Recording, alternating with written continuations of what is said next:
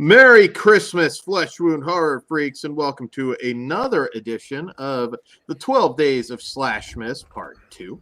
I am Daniel Shine, joined by the Predator himself, Todd Loya. Dan still says, fuck all your other holidays. Can't say them all. Pugs Dread.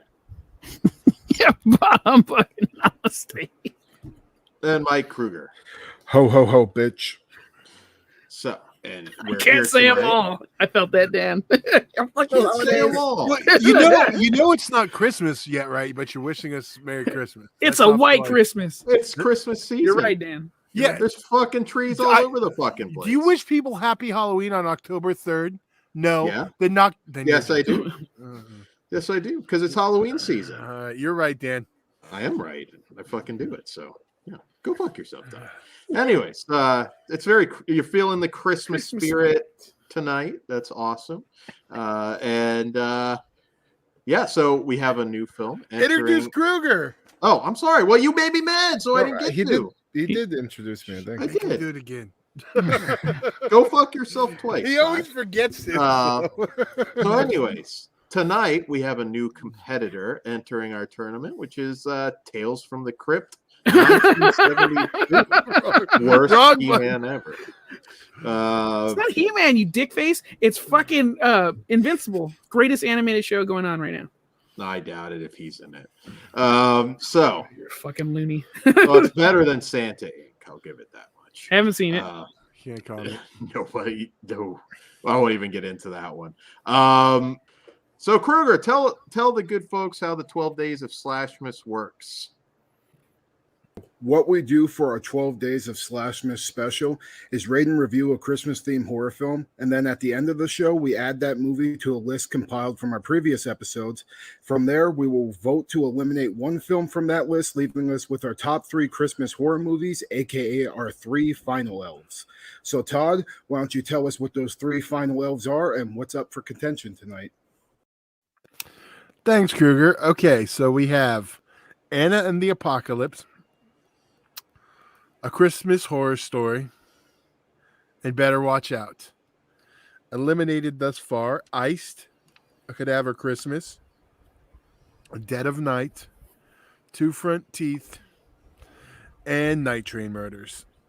Up for contention today is Tales from the Crypt 1972. Dan, why don't you tell us about Tales from the Crypt? Absolutely. So Tales from the Crypt from legendary director Freddie Francis. 5 strangers get lost in a crypt, and after meeting the mysterious crypt keeper, receive visions of how they will die. All right. So this is an Amicus anthology. If you don't know Amicus, well, you should. You should definitely dive into Amicus, because they put out some absolute classics. Everybody talks Hammer, but don't forget about Amicus. The director, Freddie Francis, absolute legend. It's made some of my favorites. Evil of Frankenstein. He did. And he's going to list off all the Hammer films he's done. Well, no, in general. He's done a lot of stuff. Yeah, but he was a Hammer guy. The Skull is a great one. I even like Trog. What can I say? Creeping Flesh. He's just done so much. Torture Garden, another one of my personal favorites. But yeah, a lot of people, I always feel bad. Tales from the Crypt. There was a lot of history before the HBO series, and Amicus was kind of known for their anthologies, and I think this one is just fucking amazing.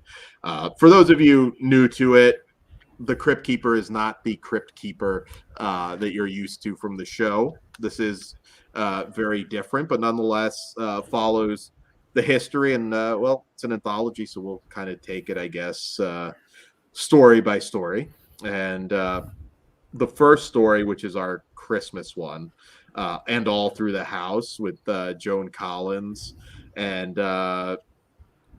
man, this is good. And you see, like, later on, this one was actually I believe this was can't remember the exact issue. I have issues down for some of these, but this one was, yeah, you got it later on in the very first Tales from the Crypt episode. And I think it's just a classic here. I love this story. And there are subtle differences too between the two. Yeah, they're not shot for shot or anything like that. I kind of wish there was a combination. I think Joan Collins is better than the Goody's mom or whatever her name is. But I do really like both. So, but I waited 4 hours to meet her to sign my Empire of the Ants poster. I don't know if it was really worth it, but she was, yeah. Yeah. That's how he was in 4 life. hours to meet him. This 4 days. What did you think of the first story, Kruger? Because I thought this was really good. Yeah, I liked it a lot. I wasn't really like expecting the because it's a Killer Santa story, but it's also like you have this other thing going on that's so fucking interesting. You kind of forget about the Killer Santa, but he is there, and it ended really strong. So yeah, it's one of my favorites for sure of all the different segments. Yeah, and it was actually a Vault of Horror, issue 35, 1954, if you want to track down the actual Vault of Horror, because it is kind of a Christmas staple. I used to own it, and I'm kind of sad to say that was something I sold off years ago. Pugs, how about you? Like, how does this compare to the Tales from the Crypt episode for you? I prefer the HBO version, but that doesn't take anything away from this one. This is fucking great. Like, if you like either or, you're gonna have fun watching both. So, but yeah, I do think like the more fast pace of the updated one is the reason why I like it more. This one's a little more subtle, takes its time, which is fine. You know, we're here to fucking have fun watching a Christmas horror movie or story, I should say. Because this is the only Christmas thing in this thing, so that is going to impact my vote a little bit. But yeah, it's great. You've seen it. I think you'll know. It'll be interesting what the favorite segment is for everybody, because it's hard. There's a lot of strong shit in this. Yeah, I don't think there's a weak segment in this. Yeah, which is rare. That's why I think this movie is so special, because I don't think they had anything that didn't live up. But Kruger, I think it actually gets better as it goes on for me. Yeah, I won't reveal my favorite, but Kruger, I assume maybe you're more the Larry Drake episode over this. I actually haven't seen it. Oh wow! Really? Wow. Okay. Well, you got to dive in. Yeah, Tales from the Crypt. I've seen some episodes, but I haven't seen everyone. That's one you definitely need to see. Yeah. I think I know what we're doing next October. For sure. Yeah. No, it's but what did you think of this? He went already. Todd, yeah, you already went to me. We went out of order. My bad. So the second story, Reflection of Death, which is Tales from the Crypt, issue 23 from 1951. This follows Carl Maitland, played by Ian Hendry, who leaves his family to go have an affair with his secretary. Yeah, I like this one a lot. This is another like just classic story. It's so good. Just the reactions to him. You've seen this also ripped off a lot since then, but where do you guys stand on Reflection of Death? Yeah, I liked it. It's probably the weakest segment for me, but by no means is it like, bad. It's short too. I think it's the shortest. It's short short but sweet, and I liked everything we got with it, but it doesn't chalk up to all as much as I enjoyed like all the other ones, but it's still really good. I co-sign everything Kruger said, because this is one of the weak ones for me. But again, it's still pretty good. So, yeah, no strong feelings either way. Yeah. I mean, I can't argue what was said so far. Like, even with it being what the weakest of what we're going to talk about, it's still stronger than a lot of other anthologies. Just this one alone. So. All right. Well, our third story, Poetic Justice, comes from Haunt of Fear issue 12. And this one follows, this is the one we get Peter Cushing, who plays a kindly old neighbor who Grimsdyke, which is a great name. He's kind of conspired against. Everybody loves him, but you get the asshole father-son. The son's probably the biggest asshole, who just don't like him. They're snooty. He just owns his house because he's owned it forever, and they think he's kind of a. They want the land, right? They want him gone. It's not specifically the land. They just don't want him there. He doesn't fit. He's got dogs. So I did not like that scene, by the way. Dude, yeah, when he got his dogs taken away, I was like, fuck these rich motherfuckers. Yeah.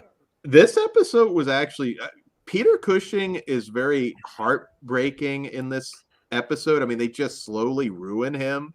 Yeah. And man, do they build up the revenge portion, the comeuppance, so well in this, because oh my god, I hated these guys so much. The Valentine segment, and what's also heartbreaking about this, if you know Peter Cushing, his wife died a year before, and Peter Cushing actually would, like, in between shooting movies, would go up to like the mountains and like commune with his dead wife. So I can't even imagine what it was like filming this, because this was a very fresh wound for him at this point. And yeah, just the heartbreak in his eyes. I think it's a fantastic Peter Cushing performance in this story. And the whole Valentine's thing and how that comes around. I love this one so much. How about you, Todd? Yeah, I'm with you. You know, Peter Cushing's my favorite. I was gonna say Hammer actor, but as we're talking about Amicus, but I mean, Amicus too. Yeah. Well, yeah, I know, but most people, they think of this or Star Wars, but Shockwaves. Damn it. Well, Star Wars we reunite count with Frankenstein too. So remember that Darth Vader was Hammer Frankenstein. He was. But this one, yeah, I love Peter Cushing. This is probably one of his, I won't say better performances because they're all great. One of his bests. Like, you feel for him, like everyone's already said. It's just, it's a very good entry in this one. Absolutely. Co-sign that with the ending. Fuck yes. So that's where I'll leave that. Well deserved. Yeah, kind of a bit gory too. Yeah, and the effects, for the ending too, look fucking awesome. Yeah, this was my favorite segment. You guys already nailed everything, and it paid off in the end, like, so fucking satisfyingly. So yeah, favorite one so far. Yeah, rewatching all these, it made me go on an eBay. I didn't buy anything, but it kind of made me go on an eBay binge. I want to recollect some of these. But our fourth story, Wish You Were Here, Haunt of Fear episode, or issue, I don't know why I keep saying episode, issue 22. This one follows this failed businessman, Ralph, going through some hard times with his wife, Enid, and it's about a Chinese figurine that grants 3 wishes. And after Ralph passes, she tries to use it to bring him back with failed results, to say the least. Again, if you're watching this for the first time, you'll recognize some of these stories told in other things, but this is still predates them. And yeah, I really like this story as well. The image of the Phantom Biker you'll see in a lot of different clips. What did you think of this one, Kruger?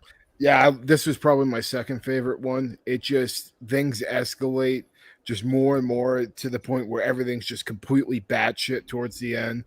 We get, a pretty little gory scene too, which was, surprisingly nice. Yeah, I love this one. Second favorite for sure. And that, like, if there was these last two segments are the reason why I'm going to come back and rewatch this movie over and over again. Yeah, it really captures the spirit of Tales from the Crypt. How about you, Pugs?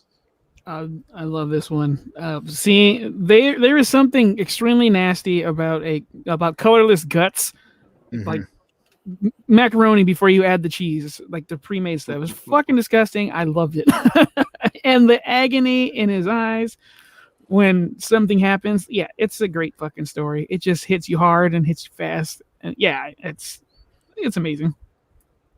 Todd? Yeah, well, I've been avoiding saying which is my favorite, and I'm still going to, but this is one of the two that I go back and forth on. But yeah, it is a great episode. It's very monkey paw, which I do like too. So I really enjoy this one. I'm trying to avoid saying my favorite. Trapped Forever. Yeah, it's a hell of a ending. So our aside from the finale, our last story, Blind Alleys, comes from Tales from the Crypt, issue 46, 1955. And in this one, Major William Rogers, played by Nigel Patrick, takes a new job as the head of a home for the blind, but diverts funds and essentially abuses the blind people to suit his own needs, which I'm also not cool with. Patrick McGee, who plays George, kind of the lead blind guy, is amazing in this. I fucking love this story so much. We even get like some like maybe Saw borrowed from this with the razor blades. Yeah, we get a saw trap in this. This is a really, again, just such an effective episode. You really just detest the Major and the way the dog is utilized. I thought was just so well done. Every time I revisit this, because I know everybody loves Tales from the Crypt and Demon Knight, especially for out of the two films, or well, three films.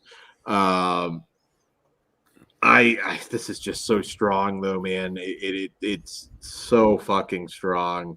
I love this story so much. How about you guys? It's funny. These last two don't get talked about as much, but they were also remade into Tales from the Crypt episodes, but tweaked. Yeah. Mm-hmm. I don't remember the blind one. Which I gotta revisit them then. Yeah.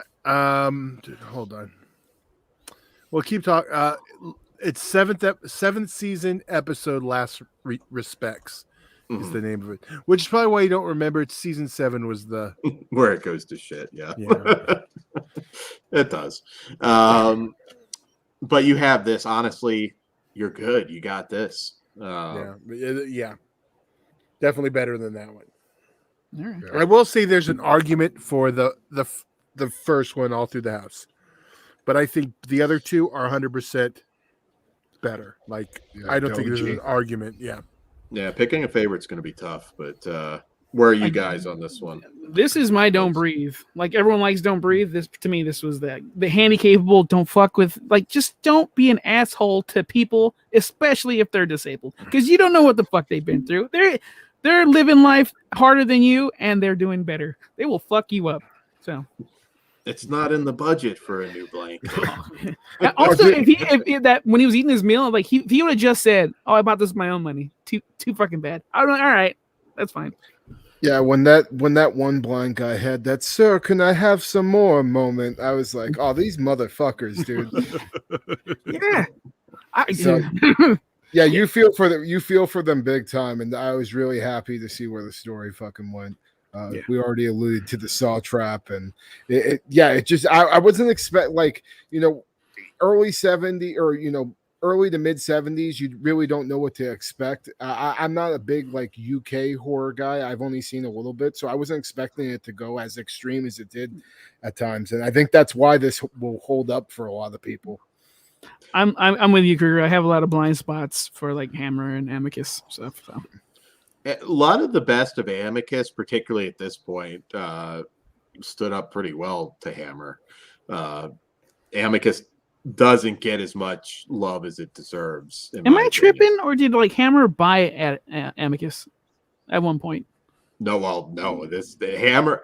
The last real stand for Hammer was. They'll argue they're still they're making movies. Well, they're back now, but is there, to the devil. Did they collab or something? Because something in my brain telling me like they merged. Well, Hammer had the collaborations overseas with Legend of the Seven Golden Vampires. Sorry, I'm spacing on a name right now. But no, I mean they were competition. I mean you had a lot of different. But honestly, by the 70s, Hammer really needed to not change too far down the. Yeah, they needed to change with the times. They didn't. They stayed on the Gothic horror train too long, and I love those films, but they did. They just didn't get off in time. To the Devil, a Daughter was kind of like their last stand. See, a Dracula I like Christopher Lee, the Hammer Dracula. That's my definitive. The Frankenstein movies are better. They are too. Because they underuse as a whole. Like I love horror of Dracula, but they kind of underutilize Dracula. But anyways, we could go deep down that hole. So the finale, I thought also very strong. Like they wrap it up quite well. I love the way the whole movie played out. And any thoughts on wrapping it all up now? I thought it was satisfying, what we got with the ending. And now that I think about it, I don't know why, like way different fucking movie, but it kind of reminded me of Baskin with what they went with. So like that kind of clicked in the back of my head. I got to ask John if he had any inspiration from that, because I could kind of see that with how Mamet looked with the Crypt Keeper too. So yeah, you'll definitely need to ask then. I didn't think about that. Yeah. This is one of my favorite anthologies. It's so good. And I guess I'll just say it. My favorite one is Poetic Justice. So, oh, nice. For me, it's so hard. I on the basis of Peter Cushing, especially, I'd have to say the same. Yeah. I agree. Cosign. Yeah. All right. Well, Peter Cushing gets one big hole.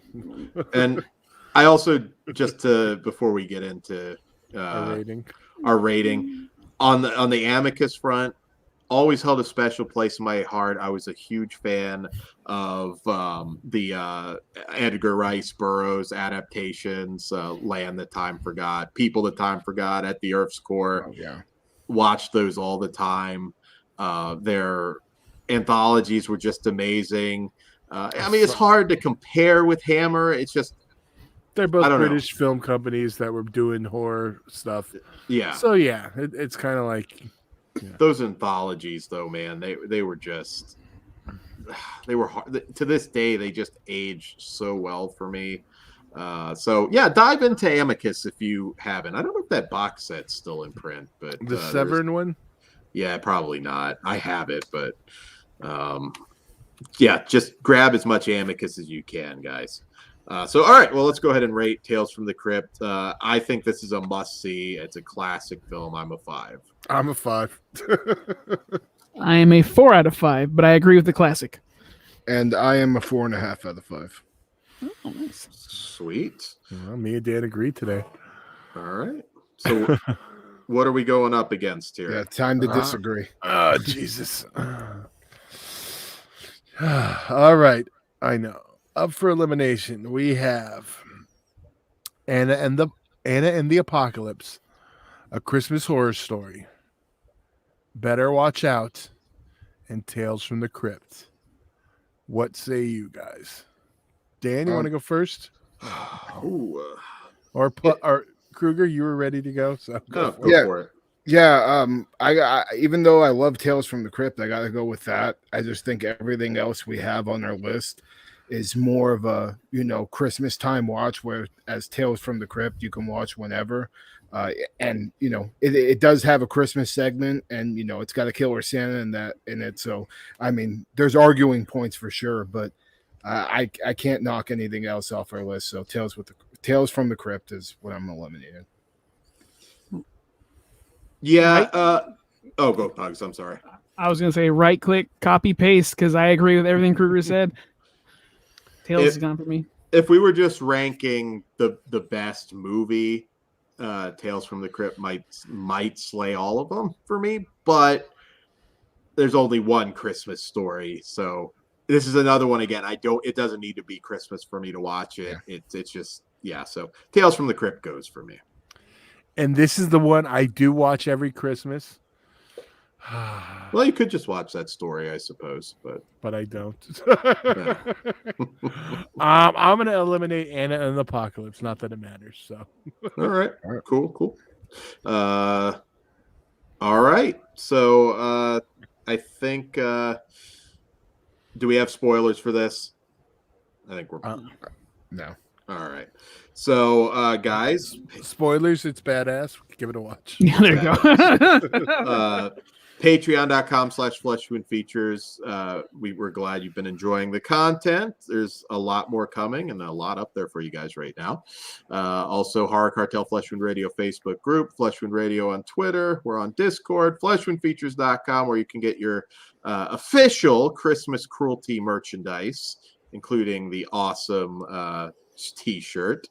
And yeah, I think that's all I've got. So all the links you can click in the description. All the links are down there. Happy Hanukkah and all the other holidays, since I said Happy Hanukkah. I just do it at the end. So I gave you two. So there's only 2 holidays in December? I can't list them all. I can't list them all. Can't list them all. Sorry. List them all. Dan's getting canceled if he doesn't start. You know what? On the 12th day, he's going to say every single one of the holidays. It's happening. I'll list them all. Okay. All right. Feliz Navidad. Merry Christmas, motherfuckers. Happy Kwanzaa. I'll see you in Disneyland.